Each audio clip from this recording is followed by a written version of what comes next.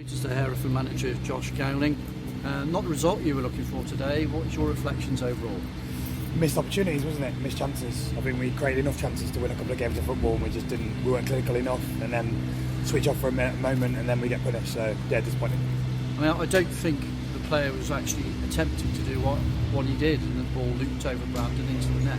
No, but it's about the build up to the free kick.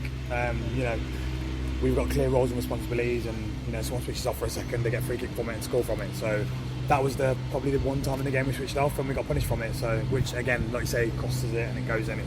It's one of them, but it's disappointing. For me, it looked the best period of the match for Hereford was midway through the first half. Lots of opportunities that couldn't quite convert. Yeah, I mean Joey's had one, hasn't he? Where he's gone through and he's caught in 2 minds to pass it or shoot, so he's scuffed it. Toey's run through in between. He's clean for one goal, bad touch goes wide.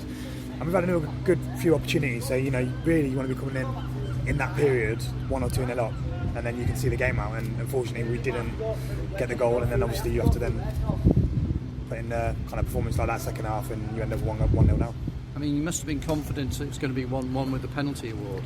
Yeah, I think Ryan made a great run, but we found him with the ball, and then he goes for his penalty, so you expect to slot that away, and then obviously we missed that. And I think if we'd have scored that, you go on and win the game. So it's one of those days today. You look at towards the end, Ryan goes for on goal, ball over the top and hits his hand and drops out. So frustrating day finishing wise, I think.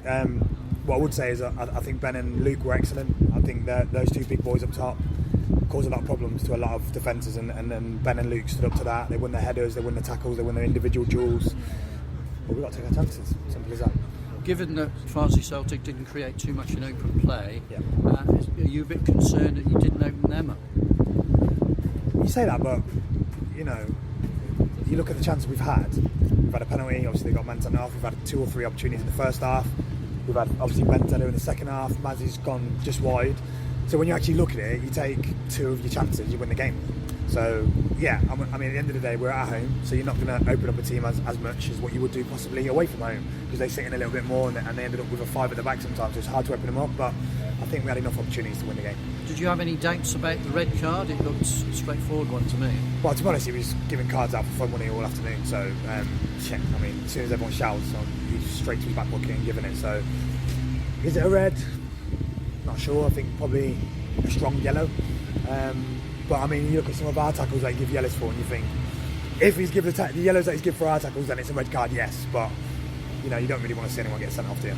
Message for the fans today. Over 2,000 here, which was a good number, I thought, today. A message for them? Yeah, we spoke to the lads after the game, and I said, they were behind us all game, cheering, chanting, pushing us on, clapped the lads off at the end of the game. So I said, to the lads, those little finer details, we've got to get those little finer details right to get this place really rocking, and they deserve wins here. We deserve to be climbing the table. I know it's early days, of course, but we deserve to be pushing for something. So, we've got to get those minor details right, and I know this place is going to be rocking week in, week out. How will you prepare for Bradford Park Avenue next week? Obviously an artificial surface up there. Yeah, we'll go back, we'll do analysis on Monday, we'll have a look at the areas we need to improve on from today, and then obviously we'll have a look at them and we'll come up with a game plan to win the game. Now for me, we come up with a game plan today to win the game, and to be 90% of it we've executed, but we've just not put the ball in the back of the net. So I'll be expecting us to be a bit more ruthless at Bradford.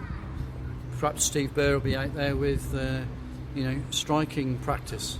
Don't say that to him. He's showed me enough of his videos of his goals in the past, so I don't want to hear that. But yeah, no, look, it's early doors in the season. That's probably the second game we've had our actual team together. Because obviously the lads have not been eligible to play, so we're still finding our way. Like I said, it's a work in progress. We've got a squad of 17. We've still got to bring in some more players, so it's going to take time.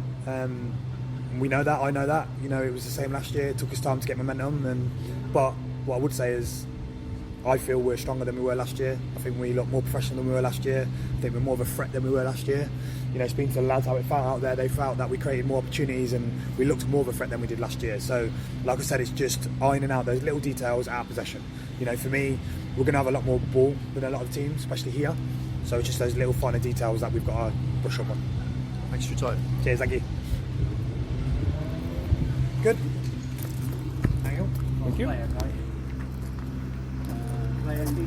Jared?